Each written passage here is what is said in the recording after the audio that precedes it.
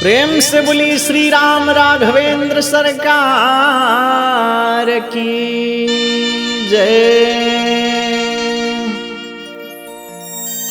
राम राघवेंद्र सरकार जी मिथिला में प्रवेश किए हैं और देखिए सखियां भगवान को देखकर किस प्रकार की भाव को प्रकट करती हैं, हम इस भजन में श्रवण करेंगे।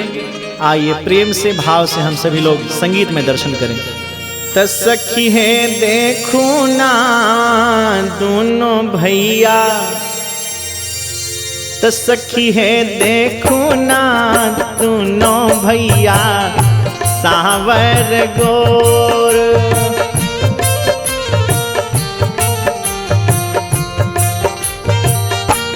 सखी है देखो नाई दोनों भैया सावर गोर।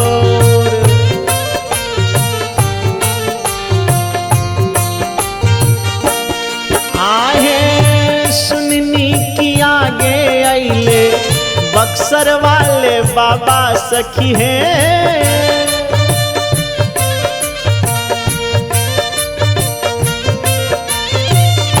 सुननी की आगे आइले बक्सर वाले बाबा सखी हैं। देखो ना पीछे पीछे जुगल किशोर, आनंद में हरि बोल। सखी है देखो नाई दोनों भैया सावर गोर।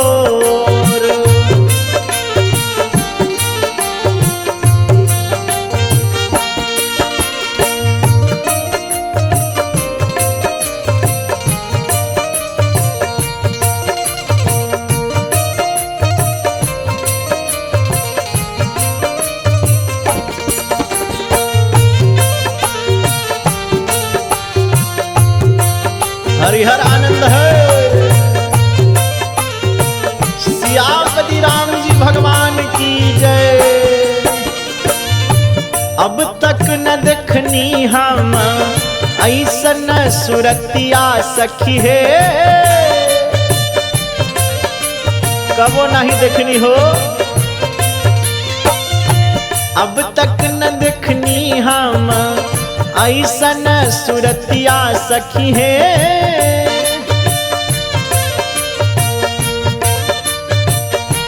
सखी है देखो ना मनवा नयनवा के ओर, आंखें भी उन्हीं को निहार रही हैं। सखी है देखो नाई दोनों भैया सावर गोर।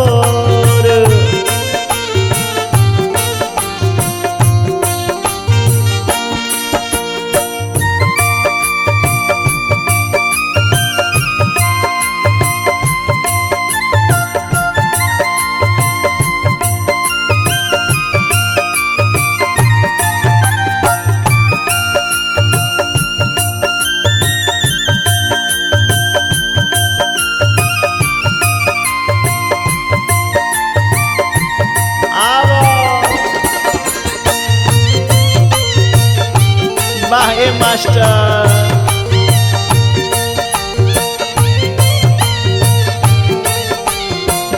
और कैसे कोमल कमल के ऐसन गोड़ावा के तरवा सखी है। कोमल कोमल पैर है राम जी के, कोमल कमल के ऐसन गोड़वा के तरवा सखी है। देखो ना धरतिया के रहिया कठोर,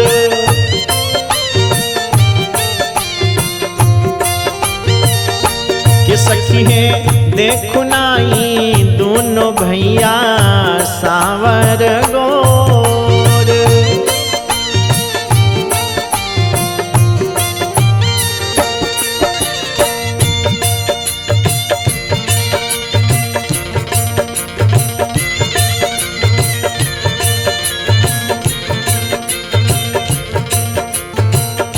वाह वाह बुलचुल भैया, बहुत बढ़िया तान है।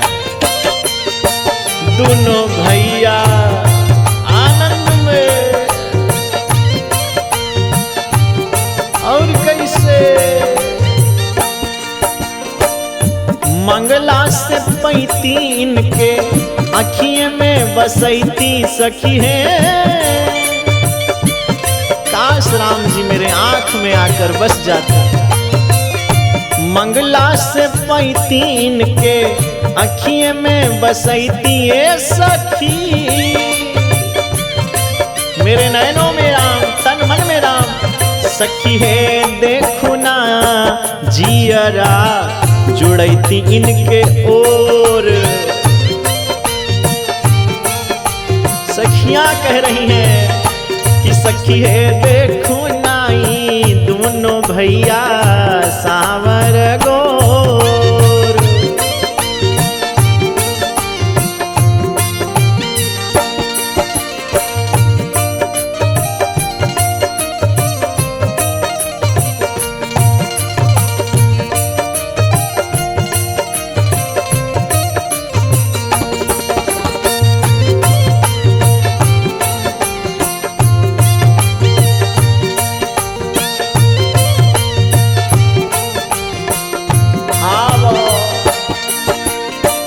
रात भर निहरती इनके छोह से दुलरती ये सखी है।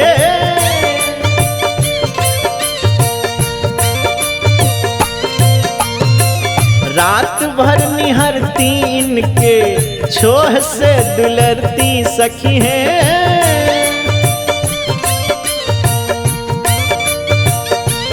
सखी है देखो ना आरती उतरती सांझ भोर। जहो जहो आवा सखी है देखो ना दोनों भैया सावर गोर।